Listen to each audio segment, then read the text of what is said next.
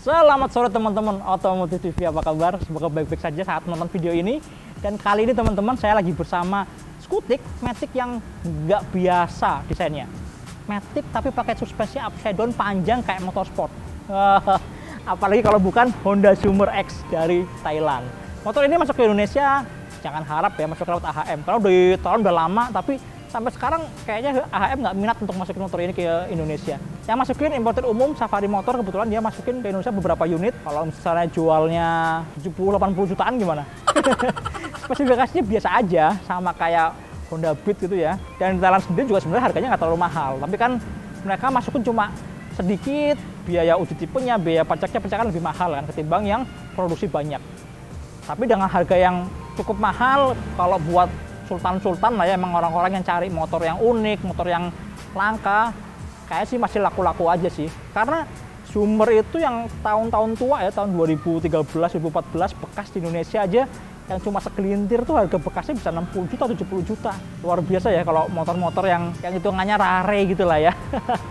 Oke teman-teman, kita akan langsung lihat Honda Summer X terbaru tahun 2021. Apa saja yang berbeda dan apa aja yang unik dari motor ini. Oke teman-teman, yuk ikuti saya yuk.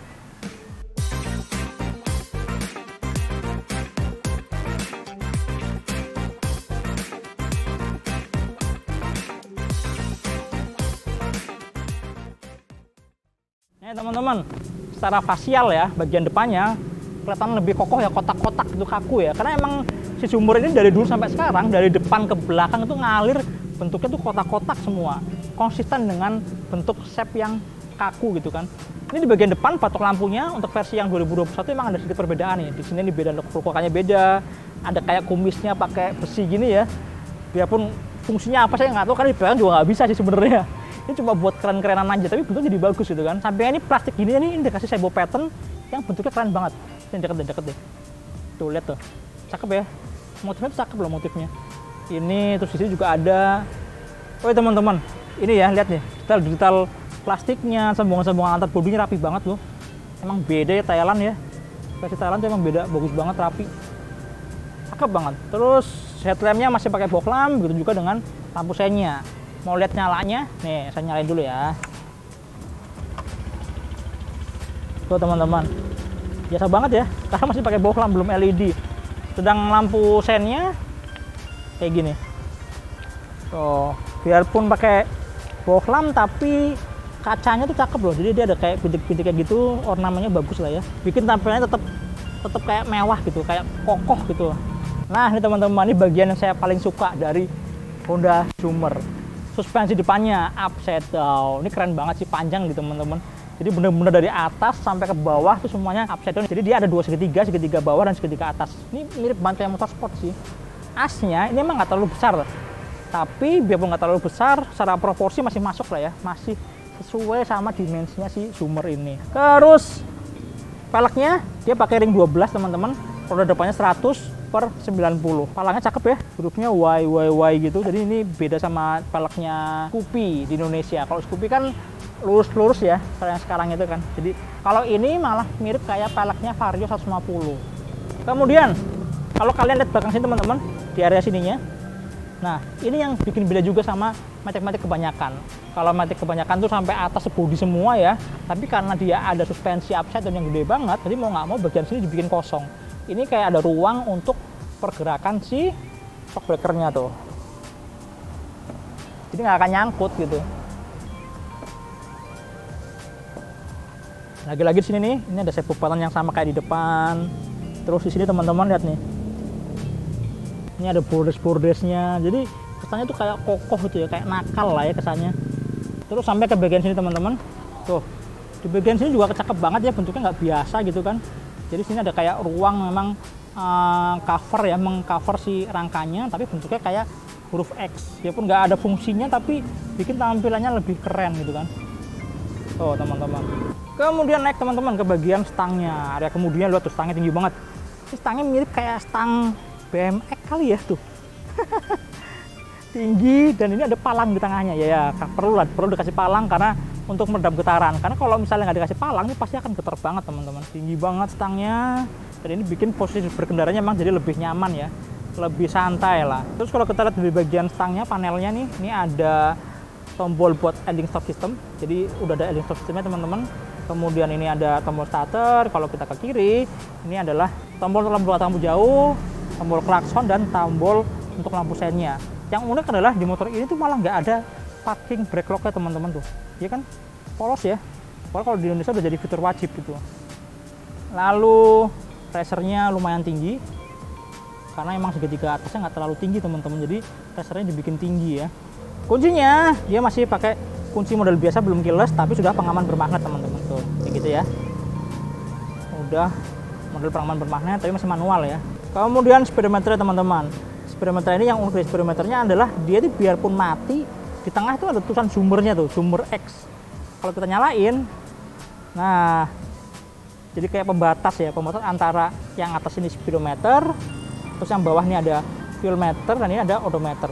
Udah, gitu doang infonya, nggak ada yang lain. Wah, irit banget ya, irit banget si speedometernya isinya. Kemudian di atasnya ada beberapa lampu indikator teman-teman, lampu jauh, lampu sen, terus itu ada engine cut off, sama ada idling stop systemnya. Itu cuma itu doang teman-teman. Teman-teman, di area pijakan kakinya ini ya cukupan lah ya, nggak lega-lega banget. Kakinya ngepas gitu, saya kaki ukuran 40 nih, 40 segini, ngepas banget ya. Memang nggak terlalu lega, tapi yang unik adalah tangki bensinnya. Ayo jebak di mana coba? Sini bolong teman-teman. Tangki bensinnya ada di mana? Ternyata ada di bawah sini nih. Ada di bawah decknya. Lubangnya di sini teman-teman. Oh, ini lubang buat tutup tangki bahan bakarnya. Kenapa dia pindahin ke sini? Karena dia mau bikin area tengahnya teman-teman. Area tengahnya, tengah sini nih, ini kosong. Ini bolong tuh, bolong kan? Ini dari Hummer versi pertama tahun awal 2000-an sampai sekarang semua kayak gini. Tujuannya buat apa? Ini kan kalau anak-anak skaters gitu kan, jadi buat naruh skateboard, buat naruh raket tenis misalnya. Jadi emang dibikin untuk menemani gaya hidup yang aktif, ceritanya gitu ceritanya, yang bawaannya banyak gitu kan. Dan yang unik lagi adalah, nih teman-teman lihat, bukaan. Wah, buka bagasinya malah ke kiri ya, bukan ke depan kayak kebanyakan skutik kan. Nah, di dalam sini teman-teman ini nggak banyak ruang karena emang bolong ya, kan bolong kanan kiri. Kalau misalnya mau nyarok bawaan kayak jas hujan atau apa emang agak repot.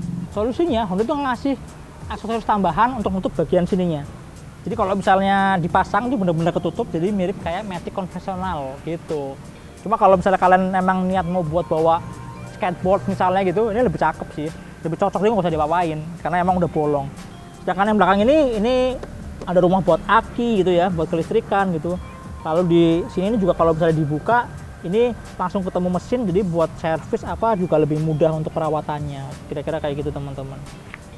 Sedangkan untuk bodinya, nah di versi yang terbaru ini, samping ininya ini pakai pipa bulat teman-teman. Ini pipa bulat, bukan rangka, tapi ini cuma kayak bodi aja sih sebenarnya. Bodi sekaligus jadi pegangan buat si joknya. Ini agak berbeda kalau dibandingkan sama versi yang sebelumnya. Kalau sebelumnya itu ditutup cover pakai plastik ya. Cuma kalau sekarang lebih diekspos biar pipa-pipanya kelihatan. Jadi di depan sini ada pipa nih. Terus ini juga ada pipa, sampai ke behel belakang juga ada pipanya. Jadi apa ya? Kotak-kotak boxy gitu dicampur sama banyak bulatan-bulatan pipa. Emang jadi ini ya terkesan kayak nakal gitu ya, kayak semi off-road gitu ya. Keren sih. Desainnya keren. Kemudian teman-teman, bagian belakang ini bagian belakang juga unik banget nih. Kalian juga harus lihat ya. Oh, lampunya kotak. Weh. Terus di bagian sini nih, ini cuma ada spatbor kecil, bukan spatbor sih. Ini lebih cocoknya dudukan buat plat nomor ya. Plat nomornya di sini. Karena spatbornya dia ada di bawah. Tuh, panjang banget, gondrong dari depan sampai ke sini. Ini spatbor yang sesungguhnya. Mengcover hampir setengah roda kan. Dan yang menarik adalah detail-detailnya teman-teman. Bukan cuma banyak lekukan, tapi lihat nih, sebo patternnya apa tuh semuanya rapi banget. Ini rapi banget sih. Sampai plastik-plastik kayak gininya itu juga rapi tuh. Sambungan-sambungan bodinya itu juga kelihatan rapi banget. Keren.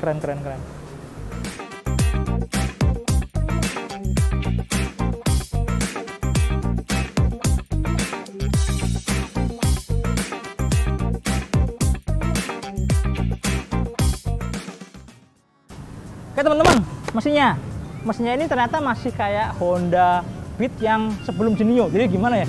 Kan kalau yang sekarang yang paling baru kan Honda Beat itu mesinnya sama kayak Genio kan. Nah ini yang versi sebelumnya 110 cc tanpa radiator. Ya sebenarnya ini mesin yang lebih responsif ketimbang Honda Beat yang sekarang ya. Tapi kalau sisi bahan bakarnya saya yakin sih nggak akan seirit yang dipasang di Genio atau dipasang di Honda Scoopy. Mesinnya udah pakai electro system, udah ACG starter juga. Makanya tadi waktu kita nyalain mesinnya, nyalain starternya, halus banget suaranya. Nih kayak gitu teman-teman, dengerin suaranya ya. Tuh kan? Hampir nggak ada suara starternya. Ya sama kayak kebanyakan Matic Honda di Indonesia. Udah pakai ACG starter. Itu mesinnya emang nggak terlalu istimewa sih. Yang istimewa di motor ini hanya desainnya teman-teman. Desainnya emang unik banget ya. Pakai upside down, terus gayanya kayak gaya-gaya motor adventure, motor anak-anak freestyle, anak-anak yang extreme games gitu kan.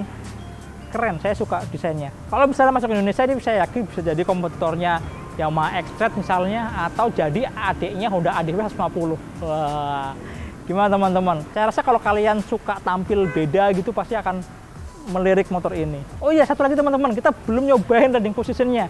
Gimana kalau duduk di atas motor ini? Nih teman-teman, ternyata joknya nggak terlalu tinggi ya, nggak terlalu tinggi, tapi ini joknya lebar dan agak keras busanya. Mungkin karena kulitnya tuh dibikin agak kaku, karena di Thailand tuh kan jalanannya cenderung lebih halus daripada Indonesia ya. Jadi mungkin dengan settingan seperti ini tetap nyaman. Terus stangnya tinggi banget, baplang kayak stang BMX. Rasanya ternyata kalau udah dipegang itu nggak terlalu tinggi teman-teman. Sedangkan pijakan kakinya ini mirip kayak Honda Beat yang posisi akinya ada di deck.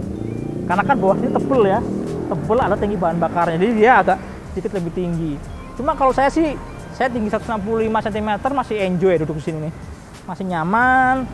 Suspensinya juga kayaknya empuk ya, asik sih, feelnya asik nih. Apalagi lihat bagian sini, lihat area kemudinya, ini beda banget sih. Nggak mirip Matic, tapi mirip motorsport tapi punya deck dan transmisinya otomatis. Unik banget. Oke teman-teman, kira-kira itu review singkat kita ngomongin Honda Zoomer X versi 2020.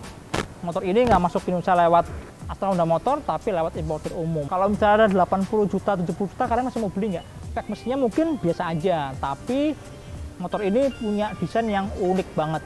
Bikin kalian tampil beda, udah pasti beda banget deh. Jarang banget ketemu Honda Zoomer di jalanan Indonesia. Oke teman-teman, kira-kira itu, sampai jumpa di video berikutnya. Jangan lupa like, subscribe, nyalakan tombol notifikasi, tonton terus Otomotif TV, dan follow juga Instagram Otomotif_TV. Tonton juga channel YouTube kita Motor Second. Kita juga ada channel Motor Second khusus untuk bahas motor-motor bekas berkualitas. Sampai jumpa di video berikutnya. Dadah.